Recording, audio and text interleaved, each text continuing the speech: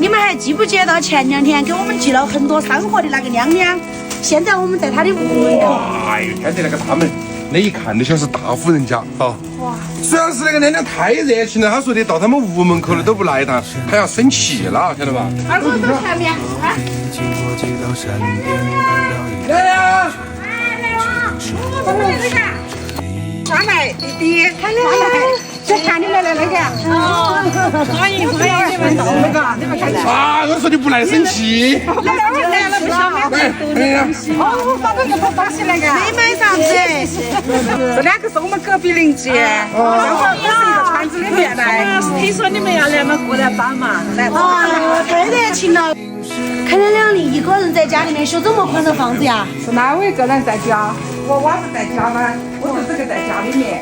今天晚上你们就莫看了，在这里住不着。要得，我们也住他别墅。然后我把你带去厨房里，走去厨房里面烤火嘎，里面热和一点。要得，看见了，那是我们在云南买的一个那个披肩，我不晓得你2个朋友在哪儿，我就只带了一根儿。哦，好，不好意思，谢谢你们嘎。好香哦！香了，我专门给你们煮的那个鸡了，你来看看。天麻炖鸡多好吃呢！好麻烦你们哦。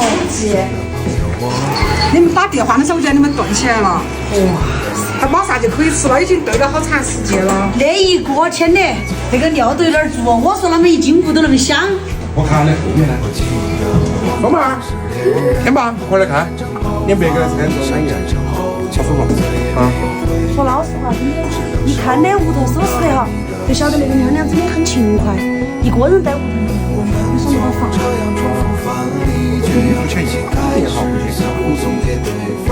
我弟弟，我给你们整点好东西来给你们吃哈。不用了的，你这不是给我们弄得有吗？你太多了。哎，你我听你2个要哇，你们2个吃得好呢。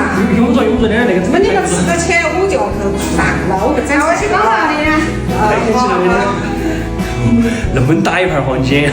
是哦，你吃饭跟我枕头，我喜欢得很咯。现在我们要做啥子啊？哦，你们去外头烤了火嘛？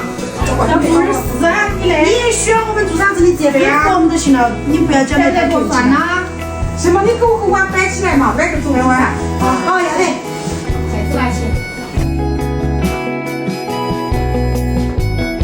吃饭喽！吃饭喽！干了！想吃不，子民们？该吞口水了没有？吃饭了。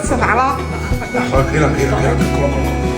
哇塞，看那颜色都顿变色，好安逸啊！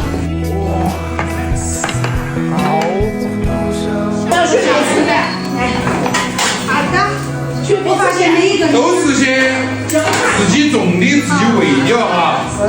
算了，你妈下次来你要跟你妈妈他们带着来的。要得。他主要是他屋头事情太多他们屋了。头事情比较多。我儿做的是。下次你一定要给他们带着来呢。他们青菜是甜的，你啥嘛？赶紧做点芥菜吃。有机会你们可以到我们那边去耍一下噻，到时候川渝南部再来一家亲的嘛。